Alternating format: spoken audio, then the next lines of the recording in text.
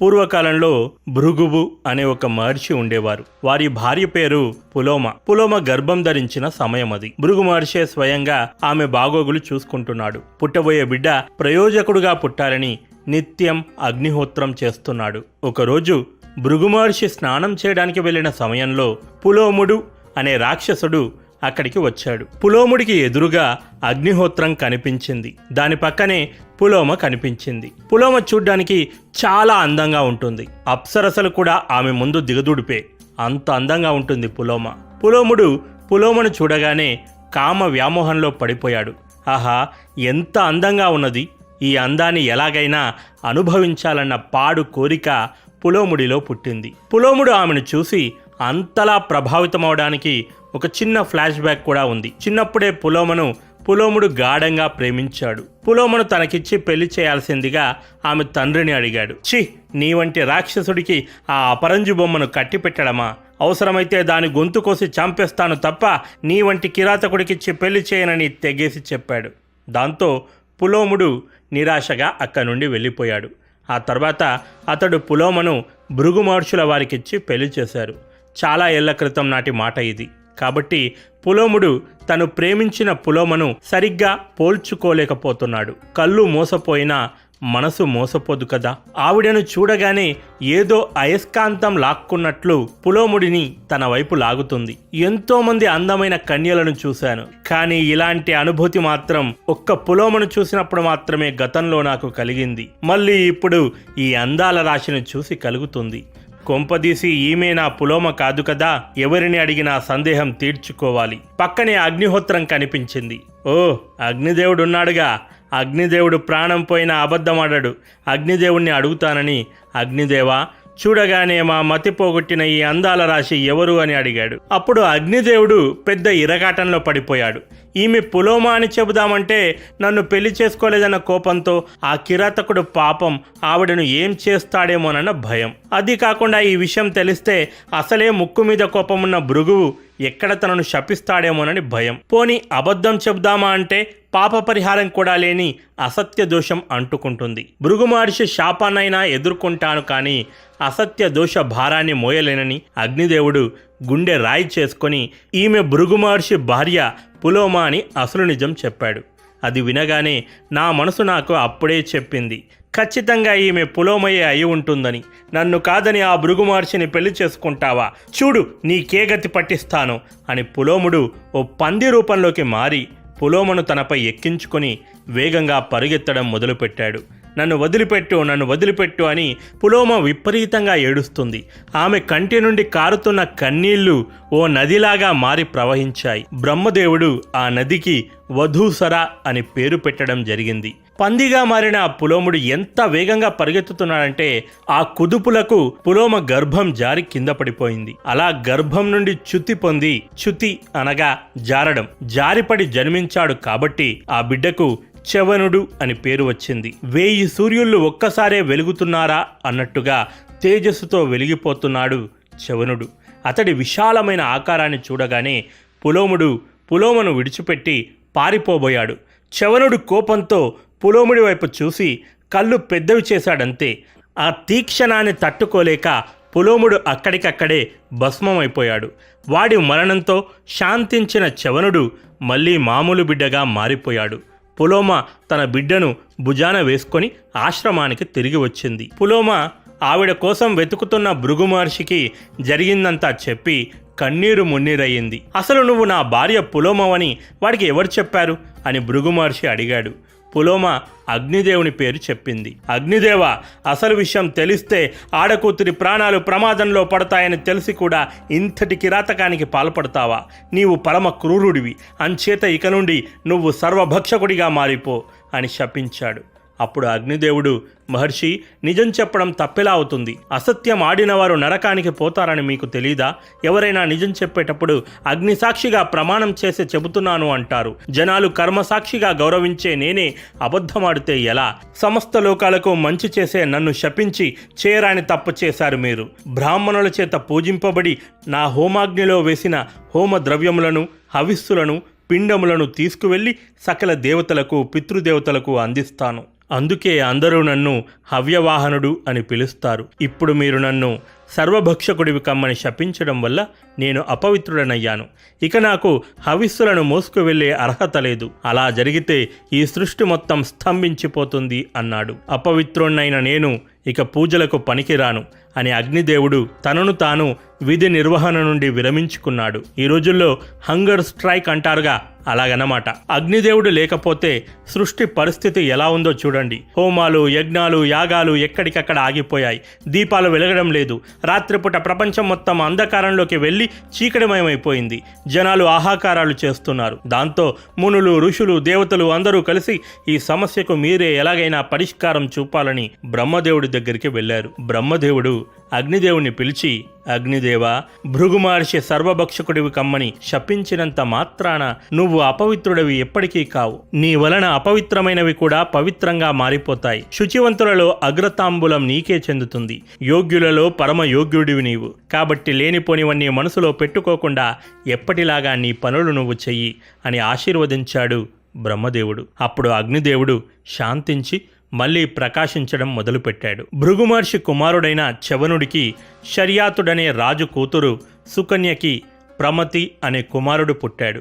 ఈ ప్రమతి క్షీరసాగర మదన సమయంలో అమృతంతో పాటుగా జన్మించిన ఘృతాచి అనే అప్సరసను పెళ్లి చేసుకున్నాడు. వీరికి పుట్టిన బిడ్డే మన కథలో అసలు కథానాయకుడు. అతడి పేరు రురుకుమారుడు. భృగు మహర్షికి మునిమనవడవుతాడు. కథలో కథానాయకుడు రురుడు అని చెప్పాను కదా, మరి కథానాయిక కూడా కావాలి కదా. ఆమె పేరు ప్రమధ్వర. కొన్ని వందల మంది పిల్లల్లో ఉన్నప్పటికీ ప్రమధ్వర దగదగా మెరుస్తూ కనిపిస్తుంది. అందరి కళ్ళను ఆకర్షిస్తుంది. చుక్కల్లో చంద్రుడెలా ప్రత్యేకంగా అందంగా కనిపిస్తాడో అలాంటి అందం ఆమె సొంతం. అందుకే ఆమెకు ప్రమధ్వర అనే పేరు వచ్చింది. గంధర్వరాజు విశ్వవసువుకి మేనకకి జన్మించిన బిడ్డే ఈ ప్రమధ్వర. మరి మేనక దేవలోకంలో అప్సరసాయే. అందుకే మేనక ఏం చేసిందంటే, పక్కనే కనిపించిన స్థూలకేశ మహాముని ఆశ్రమంలో ఎవరూ లేనప్పుడు ఆ బిడ్డను వదిలిపెట్టి తన దారిన తాను వెళ్ళిపోయింది. పొద్దున లేచి తలుపు తీయగానే స్థూలకేశ మహామునికి ఆ బిడ్డ కనిపించింది. ప్రమధ్వర ఆ ఆశ్రమంలోనే అల్లారుముద్దుగా అందరి చేత ఆదరించబడుతూ పెరిగి పెద్దదయ్యింది. ఒకరోజు రురుడు అడవిలో తిరుగుతూ అనుకోకుండా ప్రమధ్వరను చూడడం జరిగింది. చూడగానే రురుడు ఆమె ప్రేమలో పడిపోయాడు. చేసుకుంటే ఆ పిల్లనే చేసుకుంటాను, లేదంటే అసలు పెళ్ళే చేసుకోనని తండ్రి ప్రమతికి తెగేసి చెప్పాడు. దాంతో కుమారుడి ప్రేమకు ప్రమతి కూడా అంగీకరించి ఆశ్రమానికి వచ్చి స్థూలకేశుడితో విషయం చెప్పాడు. అంతటి సద్గుణ సంపన్నుడు వరుడిగా వస్తున్నందుకు నా బిడ్డ ఎంతో అదృష్టం చేసుకుందని సంతోషంగా స్థూలకేశుడు ఆ పెళ్లికి ఒప్పుకున్నాడు. పండితులందరూ పెళ్లి కోసం మంచి ముహూర్తం వెతుకుతుండగా ఉత్తర ఫాల్గుణ నక్షత్రం రోజు దివ్యమైన ముహూర్తంగా వివాహ వేడుకను నిశ్చయించడం జరిగింది. మరికొద్ది రోజుల్లో పెళ్లి. ప్రేమ జంటకు దినమొక గడియగా అనిపించుచున్నది. ఒకరోజు ప్రమధ్వర చెలికత్తెలతో కలిసి అడవిలో తిరగడానికి వచ్చింది. ఆడుతూ పాడుతూ విహరిస్తుండగా ప్రమధ్వర కాలు ప్రమాదవశాత్తు ఒక పాము మీద పడింది. వెంటనే ఆ పాము కస్సుమని పడగ విప్పి ప్రమధ్వరను కోపంతో కాటేసింది. క్షణకాలంలో ప్రమధ్వర శరీరమంతా విషమెక్కి అక్కడికక్కడే చనిపోయింది. ఈ దుర్వార్త తెలిసిన వెంటనే రురుడు పరిగెత్తుకుంటూ వచ్చి ప్రమధ్వర దేహంపై పడి కన్నీరు మున్నీరయ్యాడు. ఓ దేవతలారా, చిన్నప్పటి నుండి ఎన్నో పూజలు, యజ్ఞయాగాలు, దాన ధర్మాలు చేశాను. వేదాలన్నింటినీ చదివాను. ఎన్నో తపస్సులు చేశాను. నా తపస్సులో ఏం లోపమున్నదని నాకింతటి ఘోరమైన శిక్షను విధించారు. నా ప్రేయసి ప్రమధ్వర లేని జీవితం నేను ఊహించలేను అంటూ ఏడుస్తూ మొరపెట్టుకున్నాడు. అంతలో ఆకాశంలో ఓ దేవదూత ప్రత్యక్షమై ఇలా అన్నాడు: రురు, ఈ జగత్తులో పుట్టినవాడు గిట్టక తప్పదు. అది సృష్టి ధర్మం.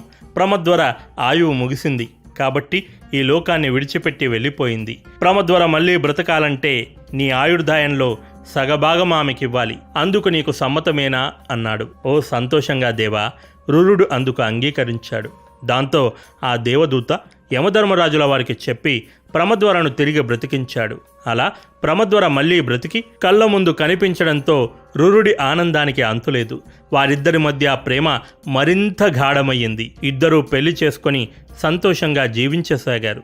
కానీ రురుడి మనసులో ఒక విషయం మాత్రం గట్టిగా పాతుకుపోయింది. తన ప్రేయసి ప్రమధ్వరను కాటేసి చంపిన సర్పజాతిపై పగ తీర్చుకోవాలని నిశ్చయించుకున్నాడు. ఇక అప్పటి నుండి పొరపాటున కంటికి పాము కనిపిస్తే చాలు, చేతికి ఏం దొరికితే దాంతో పాములను చావబాది చంపేస్తున్నాడు. అంతేకాక ఒక పెద్ద కర్ర తీసుకొని అడవుల్లో పుట్టల వెంబడి పొదల వెంబడి తిరుగుతూ పాములను వెతికి చంపడం మొదలుపెట్టాడు. అంతలో ఒకరోజు రురుడికి డుండుభం అనే పాము కనిపించింది. చూడ్డానికి ఆ పాము చాలా ముసలైపోయి ఉంది. పాపం చేతకాక ఆ పాము అటూ ఇటూ కూడా కదలేకపోతుంది. దాన్ని చంపడానికి రురుడు అంతెత్తు కర్ర ఎత్తాడు. వెంటనే డుండుబుడు, ఆగు మిత్రమా, నా ఒంట్లో సత్తువ లేదు, అందులోనూ నేను విషం లేని పామును, నా వల్ల నీకు ఎటువంటి అపాయమూ లేదు, అలాంటప్పుడు ఎందుకు నన్ను చంపబోతున్నావు అని అడిగాడు.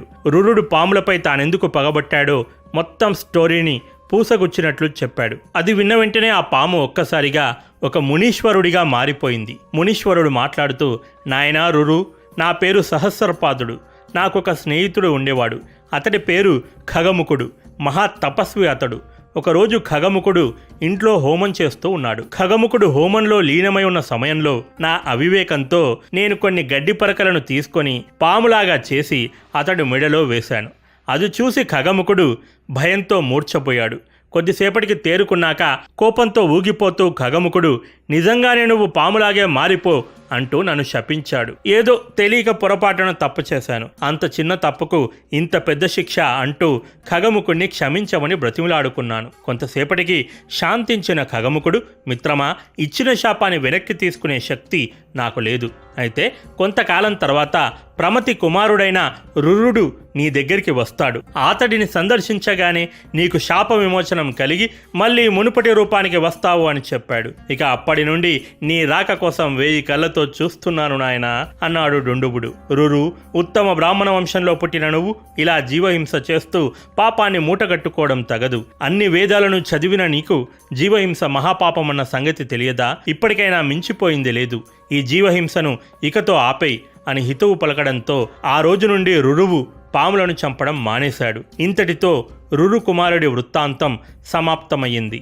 ఇక మళ్ళీ జనమేజయ మహారాజు సర్పయాగం చేసిన చోటికి వెళ్ళిపోదాం. జనమేజయ మహారాజు ఆస్తికుడికిచ్చిన మాట ప్రకారం సర్పయాగాన్ని మధ్యలోనే ఆపివేశాడు. ఆ తర్వాత యజ్ఞానికి వచ్చిన పండితులందరూ ఒక దగ్గరికి చేరి ఇష్టాగోష్ఠి మొదలుపెట్టారు. మధ్యలో శ్రీ వ్యాస భగవానుల వారు సింహాసనంపై కూర్చొని ఉన్నారు. ఆయన పక్కనే ఆయన శిష్యులు ఉన్నారు. అంతలో జనమేజయ చక్రవర్తి వ్యాస భగవానుడి పాదాలకు నమస్కరించి, మహాత్మా, మీరు, భీష్మాచార్యుల వారు, ద్రోణాచార్యుల వారు, ఇంకా మరెందరో కురువృద్ధులు పెద్ద మనుషులుగా ఉండి కౌరవులకు పాండవులకు రాజ్యాన్ని పంచిపెట్టి ఇచ్చారు. అయినప్పటికీ వారి మధ్య గొడవ ఎలా ప్రారంభమైంది?